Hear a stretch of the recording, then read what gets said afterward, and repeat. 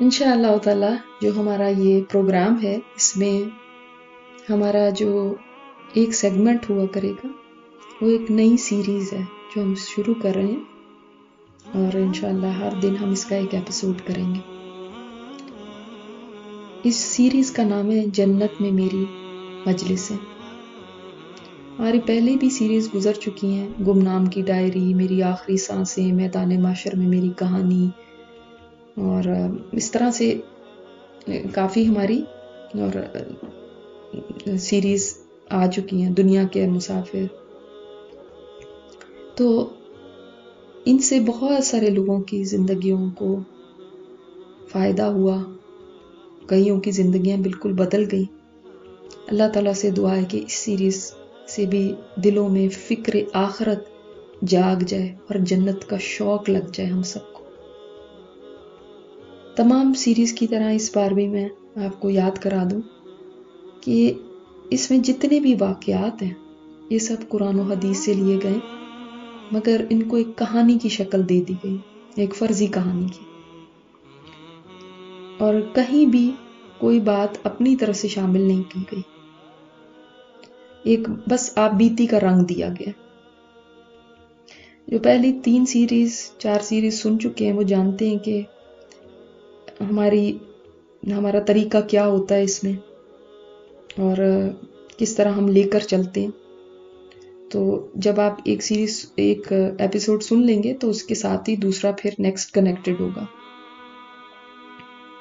چلتے ہیں اپنی پہلے ایپیسوڈ کی طرف۔ آج کا دن میری زندگی کا سب سے حسین دن ہے۔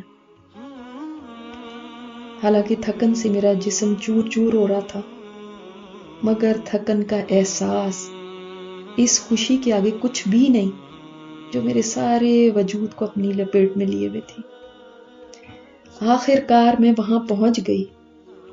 انسانوں کا ایک ہجوم تھا، دور دور تک سر نظر آ رہے تھے۔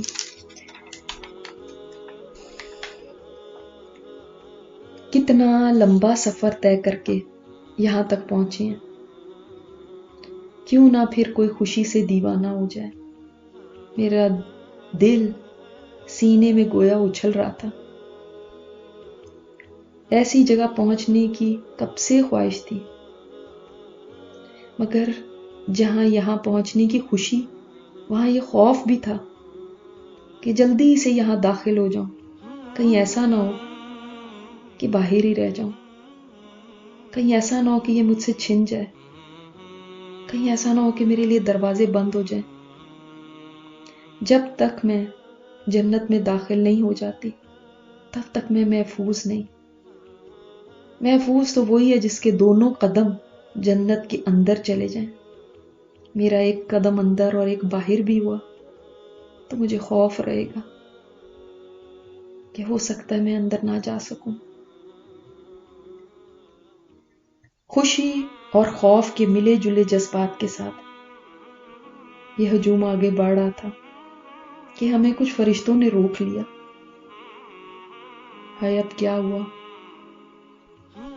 وہ بولے آپ سب کو قنطرہ پر جانا ہوگا تاکہ آپس میں اگر کوئی کسی نے زیادتی کی ہو یا کسی نے کسی کے ساتھ کوئی ظلم کیا ہو تو اس کا بدلہ دیا جائے، اور جب سب کے دل صاف ہو جائیں گے تو تب آپ جنت میں داخل ہو سکتے ہیں۔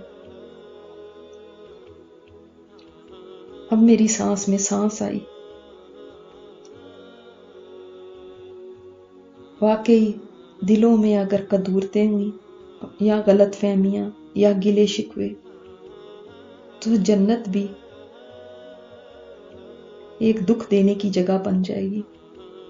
ہم اس قنطرہ سے گزرے تو یوں محسوس ہوا جیسے دل کسی نے دھو ڈالا ہے۔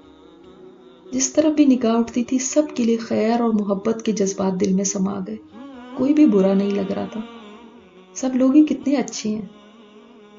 ایسا پاک دل بڑی کوشش کرتی تھی کہ دنیا میں میرا ہو جائے، مگر کہیں نہ کہیں کسی سے رنجش، کسی سے بددلی، کسی سے ناراضگی ہو ہی جاتی تھی۔ ہم یہاں سے فارغ ہو کر آگے بڑھے कसीर तादाद में लोग थे, दाएं और बाएं, हर तरफ खुशी थी, हशाश बशाश चेहरे थे, चमकदार चेहरे, सब एक दूसरे का हाथ पकड़े चल रहे थे। सामने एक बहुत हसीन और बड़ा दरवाजा था जो खुला हुआ था। इस दरवाजे की चौड़ाई कम से कम 1200-1300 किलोमीटर तो होगी। इतनी तो थी कि 40 साल तक कोई चलता रहे तो उसकी चौड़ाई खत्म ना हो। इतना बड़ा दरवाजा तो मैंने कभी नहीं देखा था। हमारा पूरा ग्रोह उसकी तरफ बढ़ रहा था। यूं लगता था सभी तड़प रहे हैं कि जल्दी से इसमें चले जाएं। और क्यों ना तड़पे, कब से तो इसके शौक में दुनिया में दिन गुजारे, इसकी उम्मीद में मुश्किल तरीन मरहलों पे सब्र किया, कितनी अपनी ख्वाहिशात का गला घोंटा इसी दिन के लिए। तो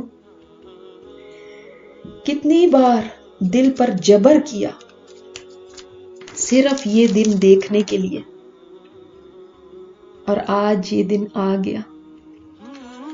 कितनी रातों में मुसल्लों को अपने आंसुओं से भिगोया यहां पहुंचने के लिए, कितनों की कड़वी कसीली बातें सुनी इसको पाने के लिए। आज वो ख्वाहिश, वो दुआएं बार आने वाली हैं जो कभी रोजा इफ्तार करते हुए मांगा करते थे, कभी तहज्जुदों में मांगते थे, कभी सफर में मांगते थे, जिसके लिए तड़पते रहे दुनिया की सारी जिंदगी कि वो दिन देख लें। वो दुआ, वो उम्मीदें, वो तड़प, वो लम्हा आने वाला है। मैं कामयाब होने वाली हूँ, मंजिल मेरे सामने दरवाजे खोले हुए हैं। मुझे यकीन नहीं आ रहा था मैं यहां पहुंच गई हूं। क्या ये ख्वाब है या हकीकत? मैंने खुद को चुटकी काटी, ख्वाब नहीं है। दूर मुझे और भी कुछ ग्रोह नजर आ रहे थे जो किसी और दरवाजे से दाखिल हो रहे थे। एक फरिश्ते ने कहा, वो लोग आए जो जोड़ा जोड़ा अल्लाह के रास्ते में दिया करते थे। मैंने हर चीज का जोड़ा देते थे। लोग आगे बढ़ते जा रहे थे।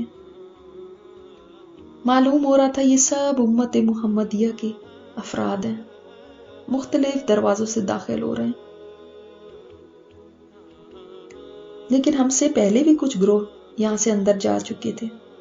हमारी बारी तो अब आई थी, क्योंकि मेरे सामने बहुत सारे लोग पुल सिरात से गुजर के गए थे। वो तो यहां नजर नहीं आ रहे, यकीनन वो हमसे पहले ही अंदर जा चुके होंगे। वो जरूर साबिकून अल-अव्वलून में होंगे। हम दरवाजे के बिल्कुल करीब पहुंच गए तो फरिश्तों की ऊंची ऊंची आवाजें आने लगी, सलामुन अलैकुम तिब्तुम फदखुलूहा खालिदीन। सलाम हो तुम पर, तुम बड़े अच्छे रहे, दाखिल हो जाओ इस जन्नत में हमेशा हमेशा के लिए। हर तरफ से यही सदाएं बुलंद होने लगी और मेरा हाल ये था कि मेरे आंसू सारा मंजर धुंधला रहे थे और मेरी जुबान से सिवाय अल्हम्दुलिल्लाहिल्लज़ी सदक़ना वअदहू व औरसनल अर्ज़, अल्लाह का शुक्र है जिसने अपना वादा सच कर दिखाया और हमें इस जमीन का वारिस बनाया। अल्हम्दुलिल्लाह के सिवा मेरी जुबान से कुछ नहीं निकल रहा था और आंसू थे कि थमने का नाम ले रहे थे। ये शुक्र के आंसू थे, अपने रब के आगे एहसानमंदी के आंसू थे। ये आंसू वो थे कि जब इंसान को कोई बड़ी महबूब चीज बड़ी मुश्किलों से मिलती है तो ये आंसू आंखों से टप टप बेइख्तियार गिरने लगते। मैंने बिस्मिल्लाह कह के अपना पहला कदम जन्नत में दाखिल किया, फिर दूसरा।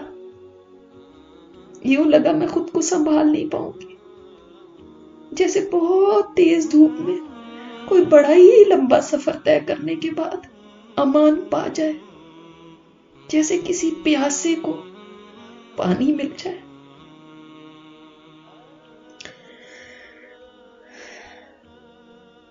अंदर दाखिल होते ही ये एहसास हुआ कि ये क्या जगह है, ये कितनी हसीन, ये तो ख्वाबों की दुनिया से भी ज्यादा खूबसूरत। वाकई ऐसा तो कभी ना देखा, ना सुना, ना कभी सोच में आया कि कोई ऐसी जगह भी हो सकती है। मैं हैरान और परेशान आगे बढ़ रही थी। क्या खूबसूरत तामीरात थी यहाँ। कहीं सोने की ईंटें लगी हुई, कहीं चांदी की ईंटें लगी हुई, लिपाई कस्तूरी की। जमीन पे तो कोई पत्थर ही नहीं था, पत्थरों की जगह हीरे जवाहरात बिखरे हुए थे और मट्टी जाफरान थी। दूर मुझे एक पहाड़ नजर आया। हाँ, मैंने उसको पहचान लिया। ये वही पहाड़ है, जब मदीना जाते थे तो इस पहाड़ की जियारत करते थे। ओहद पहाड़, ये यहाँ मौजूद है। मैं आगे बढ़ती जा रही थी। चारों तरफ ऐसे हसीन मनाजिर थे कि समझ नहीं आ रहा था किधर देखो। हर तरफ से सदाएं आ रही थी, सलाम की, मुबारकबादों की। मैं यहाँ पहुंच गई, मैं यहाँ पहुंच गई वाकई। अल्हम्दुलिल्लाह। मैं चलती जा रही थी और ऐसे लगता है कि मुझे पता था कि मेरा घर कहाँ है। रास्ते में कई मोहल्लात आए, कई बागात गुजरे, कई नहरें आई, मगर इनमें से कोई भी मेरी नहीं थी। न जाने मुझे कैसे मालूम था कि ये मेरे नहीं है।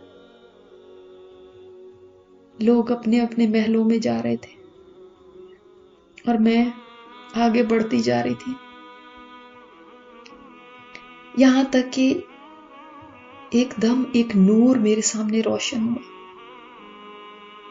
जैसी चीज मैंने पहले कभी नहीं देखी थी। मेरा दिल धक से रह गया। शायद अल्लाह ताला का दीदार हो रहा है।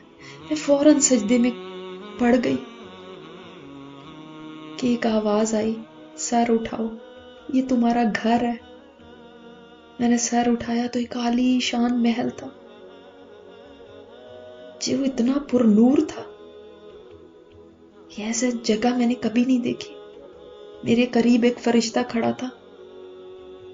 बोला, ये महल आपके महलों में सबसे कम दर्जे का। मैंने कहा, अगर अल्लाह ताला मेरी नजर की हिफाजत ना फरमाता तो इस महल के नूर से तो मेरी बीनाई चली जाती। मैं अपने नए घर की तरफ खुशी से चल दी। सामने से एक आदमी दिखाई दिया, वो मेरी तरफ आ रहा था। उसके चेहरे और कपड़ों को देख के लगता था कोई फरिश्ता है। उसने आके सलाम किया। मैंने उससे पूछा, तुम कौन हो? बोला, मैं आपका खादिम हूं और मेरे जैसे हजारों खादिम आपके लिए और मौजूद हैं और आपके हजारों महल हैं और हर महल में हजारों खादिम। मैं हैरान और फिर खड़ी की खड़ी रह गई। उसने कहा, आप तशरीफ लाइए। मैं आगे बढ़ी, अपने महल के अंदर दाखिल हुई तो एक ऐसी खुशबू ने मुझे घेर लिया जो दिलो दिमाग को मुअत्तर करने वाली थी। हर तरफ खुशबुओं की लिपटें थी। देखा तो ऊद और लोबान की अंगीठियां थी जो जल रही थी। और इस घर में ऐसी अपनाइयत थी जैसे दुनिया के मेरे घर में होती थी, जैसे कि ये मेरा अपना ही घर है। यहाँ कमरे ही कमरे थे, मगर ना कोई बाथरूम था ना किचन। मैं हैरान थी कि एक खादिमा आगे बढ़ी और गोया मेरी हैरत को उसने पहचान लिया कि जैसे मैं क्या सोच रही हूं वो जान गई। कहने लगी, ना यहाँ पेशाब है, ना पाखाना, ना कोई गंदगी, तो फिर बाथरूम की क्या जरूरत, और कुछ पकाने की तो जरूरत ही नहीं, सब कुछ पका पकाया आपके सामने पेश हो जाएगा, तो किचन की क्या जरूरत। हर कमरा खूबसूरती से सजा हुआ था। इस कदर खूबसूरत डेकोरेशन ایک سے ایک اعلیٰ قسم کی نشستیں، حسین پردے کھڑکیوں پہ لگے ہوئے تھے جو نرم ہوا کے جھونکوں سے اڑتے جا رہے تھے. بستر بچھے ہوئے تھے جن پہ گاؤ تکیے کرینے سے لگے ہوئے تھے. میں نے تو ایسی انٹیریئر ڈیکوریشن کبھی نہیں دیکھی. ہر طرف سونے اور چاندی کی بنی ہوئی چیزیں تھیں. حیران کن آرکیٹیکچر، اعلیٰ ڈیکوریشن، اور ٹیسٹ بھی کتنا شاندار، کتنی پرفیکشن تھی اس میں. کوئی چیز ایسی نہیں تھی جس کو دیکھ کے میں کہتی کہ ایسی ہوتی تو زیادہ اچھا تھا یا ویسی ہوتی تو زیادہ بہتر لگتی. مجھے یاد ہے دنیا میں لوگ کسٹم میڈ گھر بنوا کے بھی مطمئن نہیں ہوتے تھے.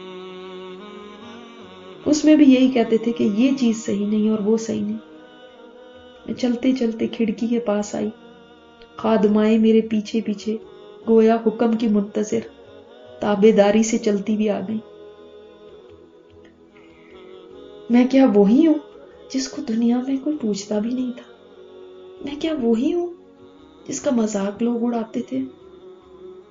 میں کیا وہی ہوں جس کو لوگ ملانی کہتے تھے، بیکورڈ کہتے تھے، اپنے پاس بٹھانا پسند نہیں کرتے تھے؟ میں کیا وہی ہوں جو اتنے مشکل حالات سے گزری تھی اور جس کا کوئی پوچھنے والا نہیں تھا؟ اور آج لیٹ ہاٹ بھاٹ. میں نے کھڑکی سے باہر جھانکا. حد نگاہ تک ایک عظیم سلطنت تھی. کیا خوبصورت لینڈسکیپنگ کہ دل چاہا کہ یہاں سے کود کے باغوں میں بھاگتی پھروں.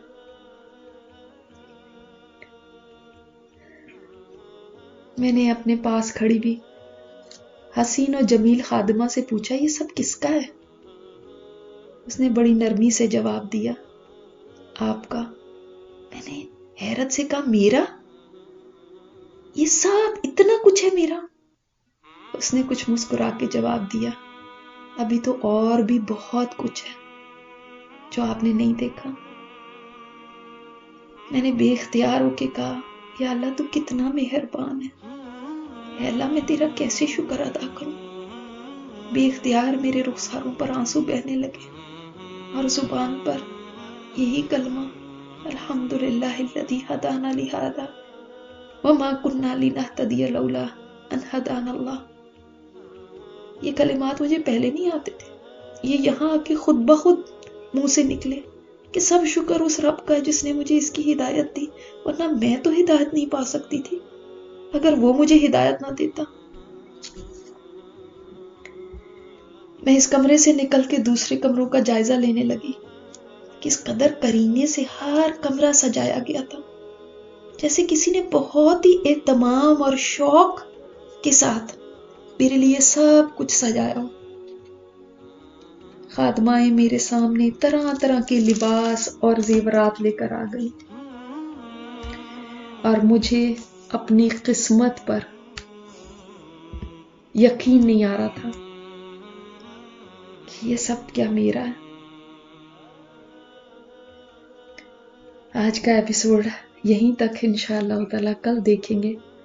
عاليهم ثياب سندس خضر واستبرق وحلوا أساور من فضة وسقاهم